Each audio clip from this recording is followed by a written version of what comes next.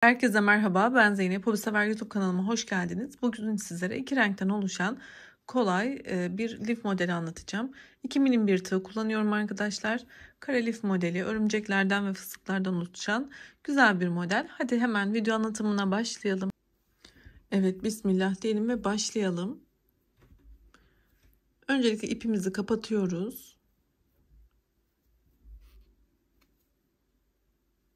Çok sıkı olmayan 3 tane zincir yaptım arkadaşlar. İpimi bir miktar uzatıyorum ve ikinci zincirden batarak ilmek yükseltiyorum. 1 2 3 4 ve 5. Ben 5 kere doladım. Sizler daha fazla da yapabilirsiniz. Şimdi hepsini tek seferde çıkarttım. Bir zincir. Daha önce hiç lif yapmadıysanız lif nasıl yapılır oynatma listeme kanalımın ana sayfasından bakabilirsiniz. Tekrar bu fıstığın tepesine bir fıstık yapıyorum. Hepsini tek seferde kapattım. Uç uca 2 tane fıstığım oldu. Şimdi ipimi bir miktar uzatıyorum. Örümcek yapacağız. Şu şekilde yaptım. Tekrar uzatıyorum. Ucuna bir örümcek daha yapıyorum. Uç uca 2 tane örümcek yaptım. Şimdi şurada bir zincir yapıp arkadaşlar ipimi uzatıyorum. Tekrar buradan batarak uç uca 2 tane fıstık iğne yapıyorum.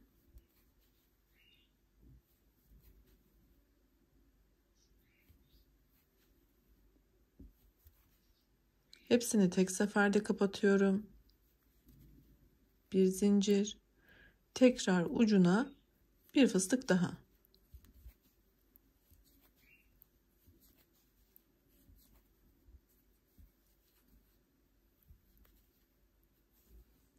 Bu şekilde devam ediyorum. Şimdi bir örümcek, ikinci örümcek, bir zincir. Şimdi ucu uca 2 tane daha fıstık yapıyorum. Bu şekilde ilk sıramızı oluşturacağız. Ben de hemen hazırlayıp geliyorum. Evet, devam ettim. Toplamda şu fıstıkları saydığımda bakın 1, 2, 3, 4, 5, 6 tane olacak şekilde yaptım arkadaşlar. Genişliğimiz bu ama ilerleyen sıralarda bir miktar toplayacağını da düşünerek yani biraz küçülecek lifimiz. Bu boyutuna ona göre bakabilirsiniz. Daha da büyütmek isterseniz aynı şekilde devam etmeniz gerekiyor. Benim için yeterli. Ben şimdi ikinci sıranın başlangıcını sizlere gösteriyor olacağım. Bakın böyle bu sonda 2 tane örümcek yine yapıyorum.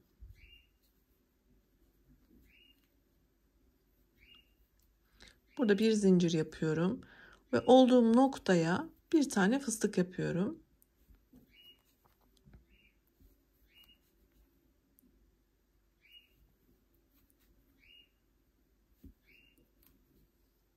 Şöyle. Yani 2 tane örümcek, bir tane fıstık yaptım. Bakın bunu böyle kapatmadan ipimi doladım ve ilk buradaki ikili fıstıkların orta noktasına batıyorum. Şu ilmeği çıkarttım. Bakın bu açık hala fıstığım. Şimdi hepsini buraya sabitledim. Hepsini içinden çıkarttım. Bir tane zincir yaptım. Şu şekilde bir dönüş elde ettim. Tam şu orta noktaya da bir tane sık iğne ile sıkılaştırdım. İkinci sıranın başlangıcı bu şekilde. Şimdi olduğum noktada bir fıstık daha yapıyorum.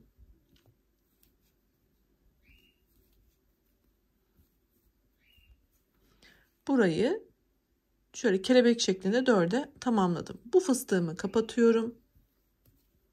Bir zincir. Bakın şöyle bir kelebek şeklimiz oluşuyor. Daha sonra bir tane örümcek yapıyorum. Bu ara noktaya sık iğne ile bu örümceği bağlıyorum.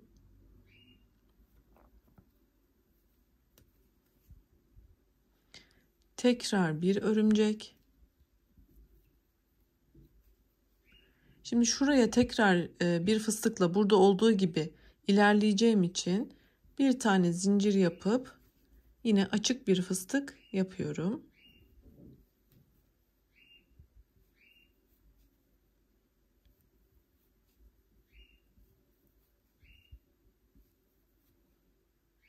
Bakın bunu kapatmadım yine.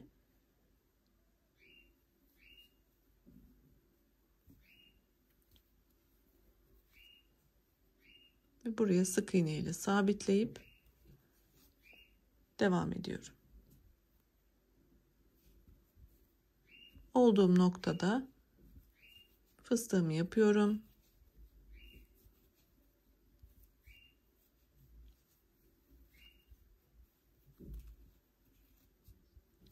Örümceğimi yapıyorum. Bu noktaya sık iğne.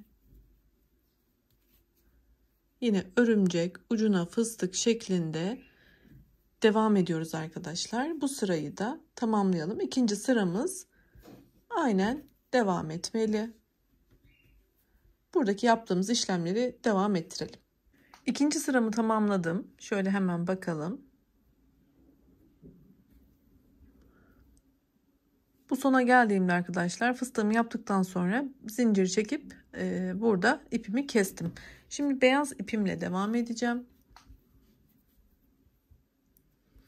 Örgümü çevirdim.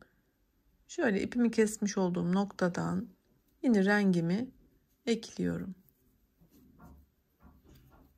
Şöyle 2 tane zincir yaptım. Şimdi 3. sıramızı başlatıyoruz arkadaşlar. Bu ipleri de içte yok edip saklayacağız arkadaşlar. Şimdi hemen bir tane örümcek yapıyorum. Tepesine tekrar bir örümcek kapattım. Şöyle buradaki fıstığımın tepesine sık iğne ile sabitledim. 2 tane örümcekle 3. sıramız başladı. Şimdi bu örümceklerin olduğu yerde de fıstıkların olması gerekiyor. O yüzden buraya bir tane fıstık yapıyoruz.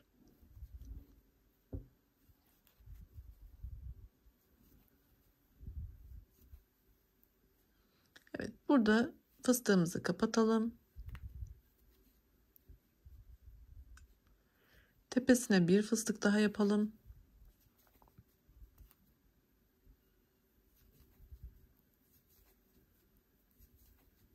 Bunu kapatmıyorum ve şu noktaya tekrar batarak buraya bunu sabitliyorum.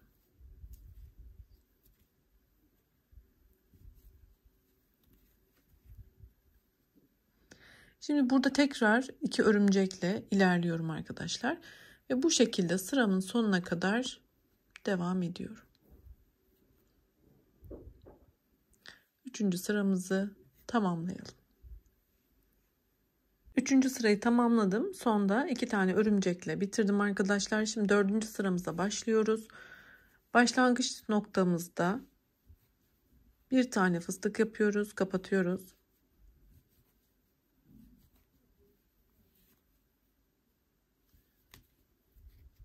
Tepesine bir fıstık daha yapıyoruz.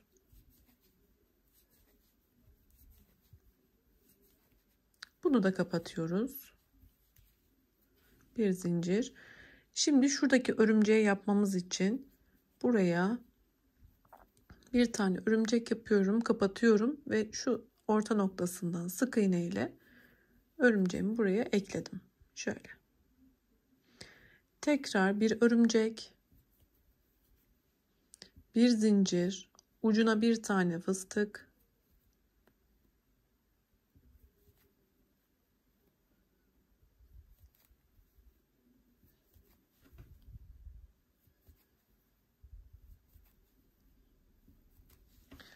Bunu kapatmıyoruz arkadaşlar. Tığıma ipimi doladım. Şu noktaya geliyorum. Buraya sabitleyeceğim.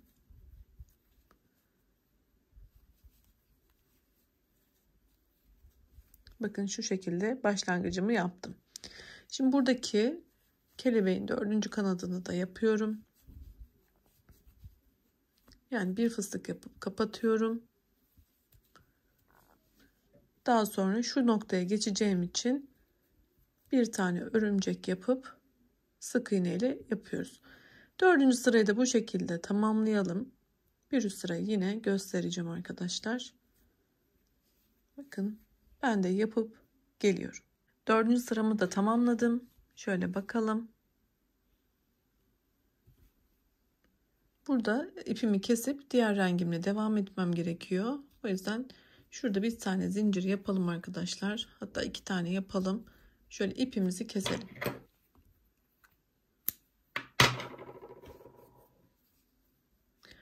Bu arta kalan ipleri de yine çok dipten kesmiyoruz. Şöyle tığımız yardımıyla içe saklayıp daha sonra kaybedelim arkadaşlar. O şekilde bakın şöyle içe alıp biraz yürüttükten sonra keselim ki daha güzel olsun. Şimdi şöyle modelimi çevirdim. Sarı ipimi alacağım.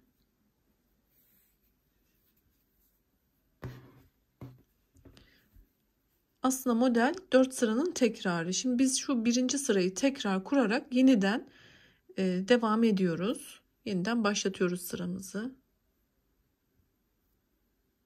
Ben şöyle şurada sarı ipimi ekleyeceğim. Zincir yaparak burayı sıkıştırdım. Evet.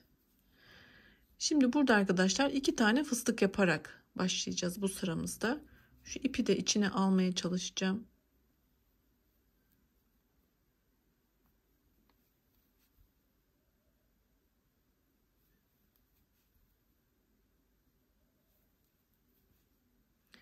Burada fıstığımı yaptıktan sonra bir zincirle kapattım. Şimdi tepesine bir tane daha fıstık yapıyorum.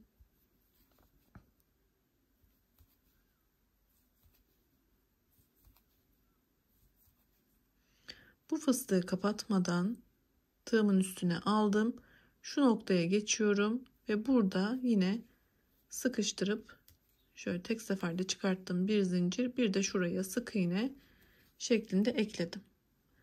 Bakın şuradaki 2 tane fıstığı burada yaptım. Şimdi 2 tane örümcek yapmıştık. Buraya da 2 örümcek ilerliyorum.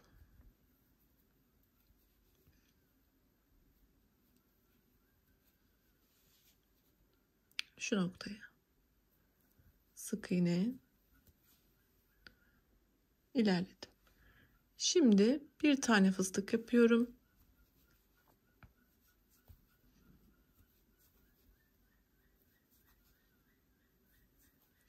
Bunu kapatıyoruz. Tepesine bir fıstık.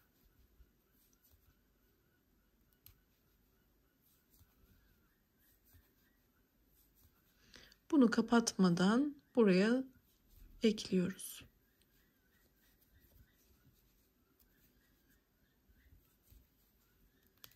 Ve yine 2 örümcek şeklinde devam ediyoruz arkadaşlar. Hemen şöyle sıra başlangıcımıza bakalım. Bu sırayı da tamamlayalım. 5. sıramı da tamamladım. 5. sıramız bizim şu sıramızı 4 sırada tekrar ediyordu model kendini. Yani bu sırayı yaptık. Şimdi tekrar bu sırayı yapacağız arkadaşlar. Yani buradan 2 örümcekle geçtiğimiz sırayı kuracağız. 6. sıramızdayız. 4 sıra tekrar ettiği için başa aldık. Tekrar modelimizi kuruyoruz.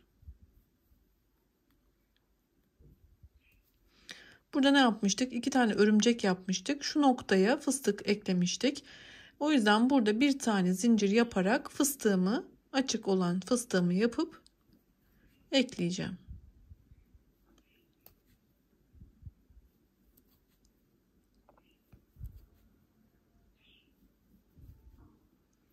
Bakın şu noktadan yine ekliyorum.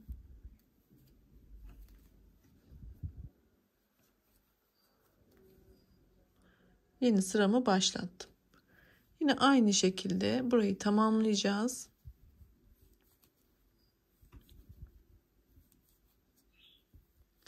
Bir fıstık yaptım, kapattım. Şimdi bir tane örümcek yapıyorum. Buraya sık iğne. Evet, 6. sıramızı da devam ettirelim. 6. sıramı da tamamladım. Yine şöyle kelebek şeklinde bitti arkadaşlar 2 fıstıkla. Şimdi yeni rengimi ve yeni sıramı başlatıyorum.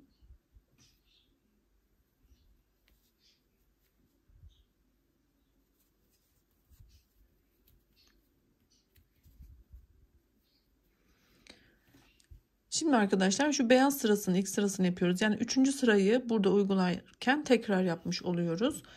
Ve modelimiz artık dediğim gibi 4 sıranın tekrarı.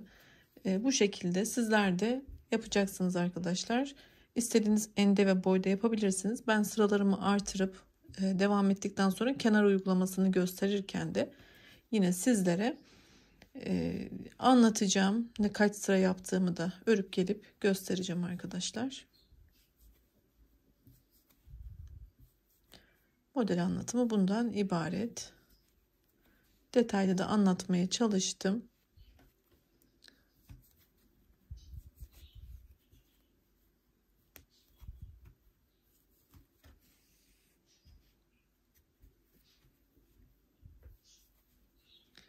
Evet, şuraya da bunu ekliyorum.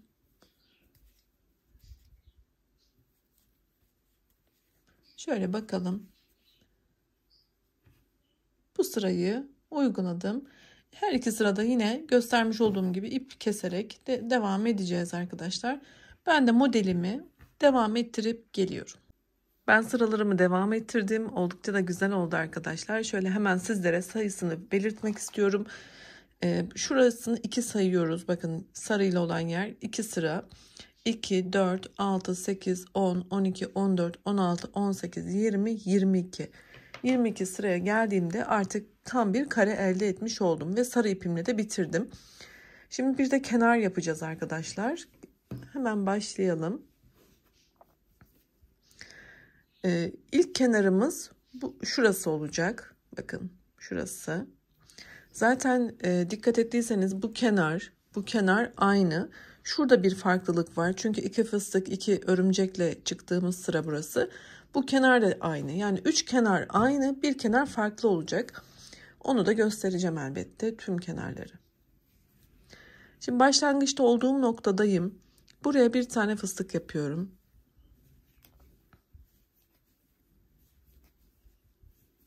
Beş ya da 6 kere dolayabilirsiniz. Biraz dolgun olsun diye. Şöyle tek seferde çıkartıp 1, 2, 3 tane zincir yapıp yine bu fıstığın tepesine şöyle kaydırarak burayı ekleyelim.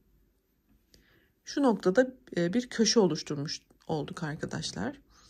Şimdi şurada bir zincir yapıp bakın şuraya bir tane örümcek yapıyorum. Örümceğin üstüne yine bir tane zincir yapıp buraya da bir fıstık yapıyorum. Bunlar tomurcuk olacak köşelerde ve kenarlarda.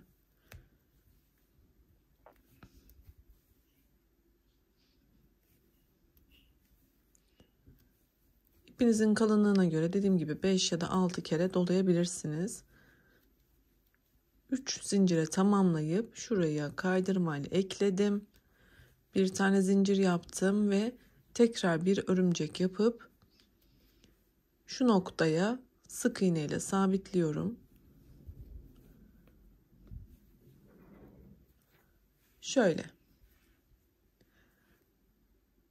Bakın köşede hemen bir fıstığımızı yaptık ve örümcekli fıstıklı olan kısmı yapmaya başladık bile. Burada da aynı işlemi yapıyoruz. Burada tekrar bir örümcek, bir zincir, bir tane tomurcuk fıstığı.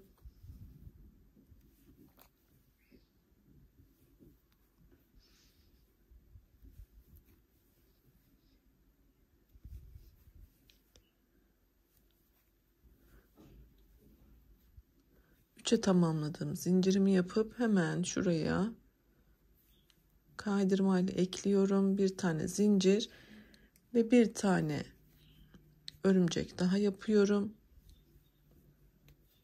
Ve şuraya sık iğne yapıyorum. Şimdi aynı işlemi bütün kenarda devam edelim arkadaşlar. Şu kenarda devam edelim. Şurayı yine göstereceğim. Yapıp geliyorum. Birinci kenarımızı yaptık. Köşe noktasına kadar geldim. Şimdi bu köşede de yine bir dönüş yapmadan önce tam şu uç noktada bir tane fıstık yapıyoruz arkadaşlar.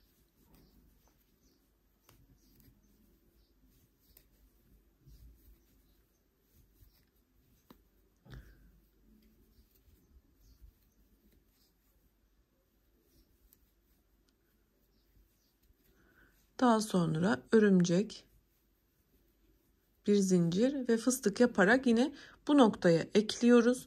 Yine aynı şekilde buradaki yaptığımızdan hiçbir farkı yok. Bu kenarı da yapıyoruz. Yani şöyle göstereyim. Bakın ikinci kenarı da yapıyoruz. Şurada sadece bir farklılık olacak demiştim. Buraya geldiğimde yine gösteriyor olacağım.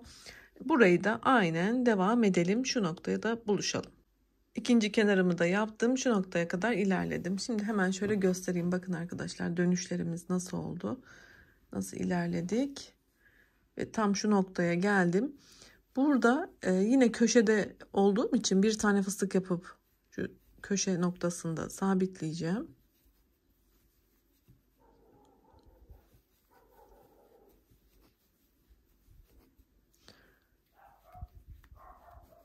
Şu noktaya ekledim. Bir tane zincir.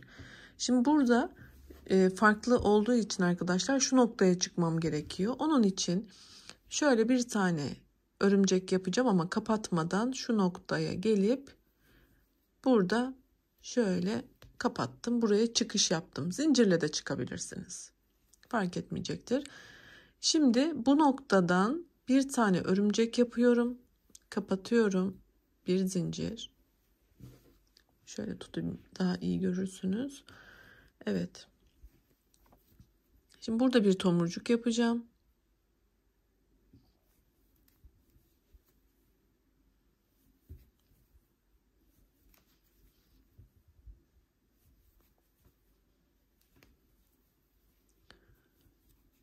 Hepsini tek seferde kapattım. Zincirimi 3'e tamamlayıp yine kaydırarak dibine ekledim bir zincir. Şimdi yaptığım fıstıktan sonra bir tane daha örümcek yapıyorum ve şu noktaya, yani iki tane fıstığın birleşim noktasından ekliyorum. Bakın artık örümcekten fıstığa devam ettik. Şimdi yine şurada yapacağız örümceğimizi. Fıstığımızı yaptıktan sonra tomurcuğumuzu şu noktaya ekleyeceğiz. Yani bu aralarda ilerlemiş olacağız. Bu kenarı da yapalım. Evet, üçüncü kenarımı da tamamladım. Şu köşe noktasına kadar geldim. Burayı da göstereyim arkadaşlar. Bakın tam buradaki örümceğin tepesine bir tane köşe fıstığı yaptım. Şimdi şu iki arada ilerlemem gerektiği için öncelikle bir tane küçük örümcek yapıp kapatmadan şu noktaya ilerliyorum. Bakın buraya geçtim. Şimdi burada bir fıstık, bir örümcek, bir tane fıstık, sonra şu noktaya ekleyerek bunu başlangıca kadar yapıyoruz. Köşe noktasını zaten fıstıkla başlamıştık. Şu noktada bitireceğiz arkadaşlar. Ben de hemen hızlıca yapıp geliyorum. Başlangıç noktama kadar geldim. Buradaki başlangıçta yaptığım fıstığa da şöyle ilmek kaydırarak örümceği ekliyorum arkadaşlar. Arkadan da zincirimi yapıp ipimi kesiyorum. Evet, lifimiz bitti. Umarım beğenmişsinizdir. Gerçekten çok kullanışlı ve güzel bir çalışma oldu bence. Bu tür lifler kullanıma çok uygun. Hediyelik olarak da yapabilirsiniz. Bohçalara koyabilirsiniz. Ya da bu modeli bebek battaniyesi yapabilirsiniz. Şal yapabilirsiniz. Şal yaparsanız iki ucunu fıstıklarla bu şekilde yapabilirsiniz. Dediğim gibi tamamen size kalmış. Birçok alanda değerlendirilebilir. Evet. Şöyle bakalım. Gerçekten çok güzel. Ölçüsünü de sizlere göstermek istiyorum arkadaşlar. Şöyle fıstıklardan ölçtüğüm zaman 30 santim. Sadece şu iç kısmını ölçeyim bir de. Hani fikir olsun size diye. İç kısmı da bakın 26,5, yani 26 diyelim. İç kısmı da şöyle 26 santim. Yani şuradaki başlangıcınızı nasıl artırıp artırmayacağınıza bu ölçülerle karar verin diye gösterdim. Benim için gayet ideal boyutta, tam kullanıma uygun bir lif oldu arkadaşlar. Umarım beğenmişsinizdir. Sizler de yaparsınız. Videomun sonundaki oynatma listelerime de lütfen göz atın. Çok fazla lif modeli anlattığım videolarım var. Yine farklı kategorilerde de çok fazla örgü modeli anlatıyorum. Kanalıma abone olup beni desteklerseniz, yorumlarınızı bırakırsanız da çok sevinirim. Yine videolarımı paylaş yaparak başka hobi severlerle de beni buluşturursanız çok sevinirim. Hoşça kalın.